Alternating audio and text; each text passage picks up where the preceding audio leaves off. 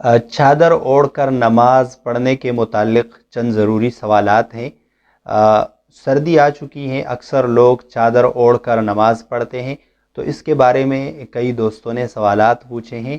پہلا سوال یہ ہے کہ ہم نے سنا ہے کہ چادر اوڑھ کر نماز پڑھنا یہ درست نہیں ہے، تو اس کا جواب یہ ہے کہ چادر اوڑھ کر نماز پڑھنا بالکل درست ہے، اس میں کسی قسم کی کوئی کراہت نہیں ہے۔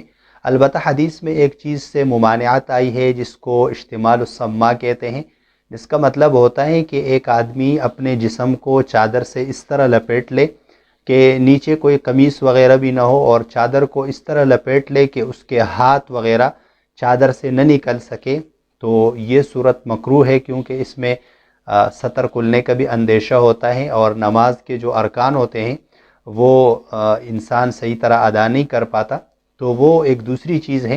البتہ چادر جس طرح عام طور پر ہمارے ہاں چادر کو اوڑھا جاتا ہے، اس طرح اگر کوئی اوڑھ کر نماز پڑھے تو نماز بالکل درست ہے، اس میں کسی قسم کی کوئی کراہت نہیں ہے۔ اور البتہ چادر کے متعلق ایک دو ضروری باتیں آپ سن لیں۔ ایک بات یہ ہے کہ چادر میں صدل سے ممانعت آئی ہے۔ صدل کا مطلب یہ ہوتا ہے کہ انسان چادر کو اپنے دونوں کندھوں پر ڈالے اور اس کے جو تمام کنارے ہیں ان تمام کناروں کو لٹکائے رکھے۔ حدیث میں اس سے ممانعت آئی ہے، اور یہ کفار کے ساتھ، یہود کے ساتھ ایک مشابہت ہے، اس وجہ سے آپ صلی اللہ علیہ وسلم نے منع فرمایا ہے۔ تو صدل مکروہ ہے، یعنی چادر کو کندھوں پر یا سر پر اس طرح ڈالنا کہ اس کے کنارے نیچے لٹک رہے ہو، تو ایسا کرنا مکروہ ہے۔ اور دوسری بات، جب ہم چادر اوڑھ کر نماز پڑھتے ہیں تو اکثر لوگ چادر میں منہ اور ناک چھپا لیتے ہیں، ایسا کرنا بھی مکروہ ہے۔